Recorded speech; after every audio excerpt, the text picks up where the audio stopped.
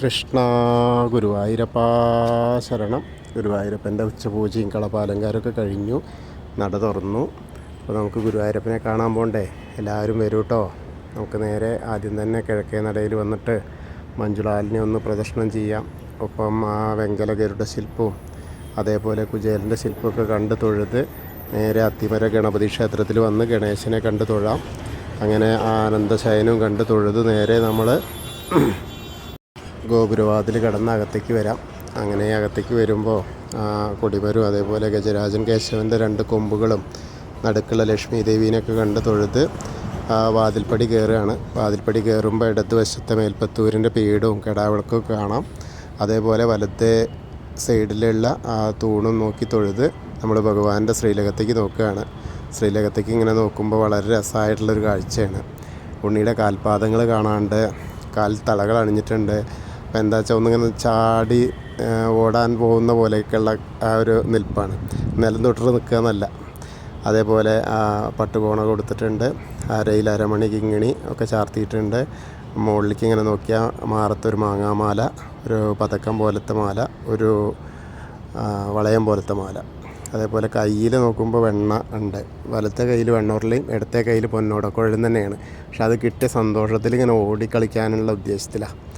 പിന്നെ തലയിലേക്ക് നോക്കിയാലോ, തിരുനെറ്റിയിൽ ഗോപീതിലകം വെച്ചിട്ടുണ്ട്, തലയിൽ പൊന്നിൻ്റെ കിരീടം ചാർത്തിയിട്ടുണ്ട്, പീലിയൊന്നും വെച്ചിട്ടില്ല.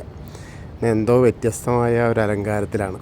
എന്തായാലും വളരെ രസമായിട്ടില്ല. കൈവളകളും തോൾവളകളൊക്കെ കാണാണ്ട്, അതേപോലെ കാതിൽ ചെവിപ്പൂക്കൾ കാണാണ്ട്, പിന്നെ തിരുമുടിമാല 3 തിരുമുടിമാല ഉണ്ട്, തെച്ചിയും തുളസിയും വെളുത്ത പൂവായിട്ടുള്ളത്. അതേപോലെ 2 ഉണ്ടമാല അതേപോലെ വെളുത്ത പൂവ് തുളസി, അതേപോലെ തെച്ചി തുളസിയായിട്ട്. അങ്ങനെ നല്ല രസമായിട്ടുണ്ട്. അപ്പോൾ നമ്മൾ എല്ലാവരും ഇപ്പോൾ ഭഗവാന്റെ ശ്രീലകത്തേക്ക് നോക്കിയിട്ട് സോപാനപ്പടിയിൽ നിന്ന് കാണുകയാണെന്ന് അങ്ങനെ വിചാരിച്ചോളൂ. നന്നായിട്ട് പ്രാർത്ഥിച്ചോളൂ കേട്ടോ. എല്ലാവരും ഭഗവാന്റെ ആ ശ്രീകോവിലേക്ക് നോക്കി പ്രാർത്ഥിക്കുകയാണെന്നങ്ങനെ വിചാരിക്കുക. അത് കഴിഞ്ഞ് തൊഴുതിറങ്ങി അഗ്നികോണിലുള്ള ബലിക്കല്ലും തിടപ്പള്ളിയൊക്കെ കണ്ട് തൊഴുത് നേരെ സപ്തമാതാക്കളെയും കണ്ട് തൊഴാം. പിന്നീട് അങ്ങനെ ഗണേശനെ കണ്ട് തൊഴാം, പ്രാർത്ഥിക്കാം. ഏകദന്തം മഹാകായം തപ്തകാഞ്ചന സന്നിപം ലംബോദരം വിശാലാക്ഷം വന്ദേഹം ഗണനായകം. അത് കഴിഞ്ഞ് സരസ്വതി അറയ്ക്ക് നോക്കുക, സരസ്വതി ദേവീനെ പ്രാർത്ഥിക്കുക. സരസ്വതി നമസ്തുഭ്യം വരദേ കാമരൂപിണി വിദ്യാരംഭം കരിഷ്യാമി സിദ്ധിർഭവതു മേ സദാ.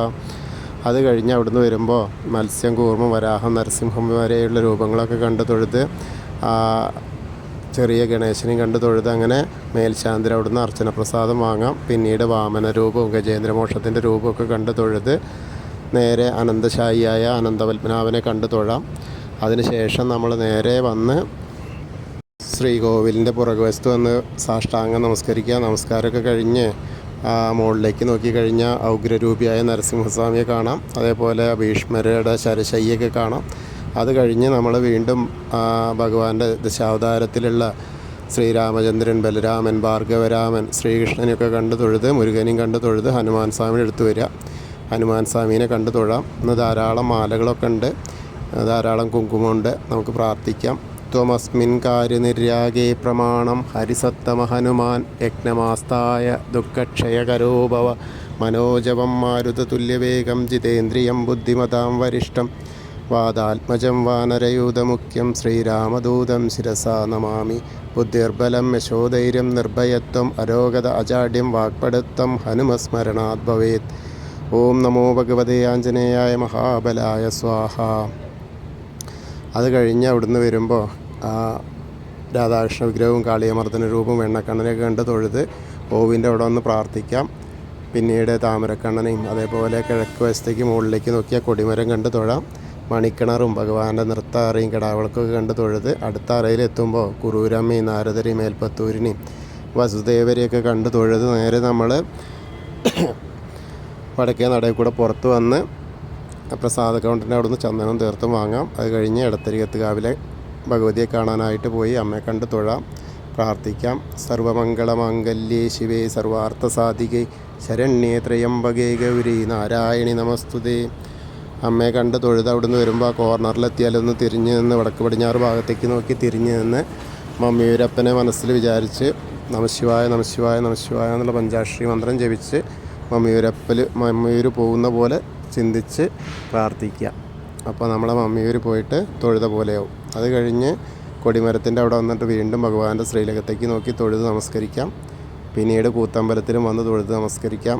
പിന്നീട് അങ്ങനെ അയ്യപ്പസ്വാമിയെ കണ്ട് പ്രാർത്ഥിക്കാം. ഭൂതനാഥ സദാനന്ദ സർവഭൂതദയാപര രക്ഷ രക്ഷ മഹാബാഹു ശാസ്തേ സ്തുഭ്യം നമോ നമ. അത് കഴിഞ്ഞ് അവിടുന്ന് വന്ന് പടിഞ്ഞാറ നടയിലുള്ള ദീപസ്തംഭത്തിൻ്റെ മുകളിലുള്ള വേണുഗോപാലിനെയും കൊടിമരത്തിൻ്റെ മുകളിലുള്ള ഗരുഡധ്വജനെയും കണ്ട് തൊഴുത് പടിഞ്ഞാറ നടയിൽ കൂടെ പുറത്ത് വന്ന് ആ രുദ്രതീർത്ഥ കുളത്തെ പ്രദർശനം ചെയ്യുക. പ്രദർശനം ചെയ്യുമ്പോൾ നടുക്കുള്ള കാളിയമർദ്ദന രൂപിയെ കണ്ട് തൊഴാം. പിന്നീട് നമ്മൾ നേരെ വന്ന് പൂന്താനം തിരുമേനി പൂജിച്ചിരുന്ന ഉണ്ണിക്കണ്ണൻ്റെ വിഗ്രഹം കണ്ട് തൊഴാം. പിന്നീട് ഭഗവതി നടയിലും കിഴക്കേ നടയിലും വന്ന് തൊഴുത് തെക്കേ നടയിലേക്ക് വന്ന് കൂവളത്തെ ഒന്ന് പ്രദർശനം ചെയ്യുക. പ്രദർശനം ചെയ്യുമ്പോൾ മഹാദേവനും പാർവതീ ദേവീനും മനസ്സിൽ വിചാരിക്കുക.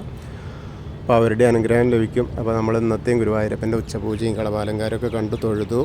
എല്ലാവർക്കും ഗുരുവായൂരപ്പൻ്റെ അനുഗ്രഹം ലഭിക്കും. കൃഷ്ണായ വാസുദേവായ ഹരയേ പരമാത്മനെ പ്രണതക്ലേശനാശായ ഗോവിന്ദായ നമോ നമ. ഹരേ കൃഷ്ണ. ഗുരുവായൂരപ്പാ ശരണം.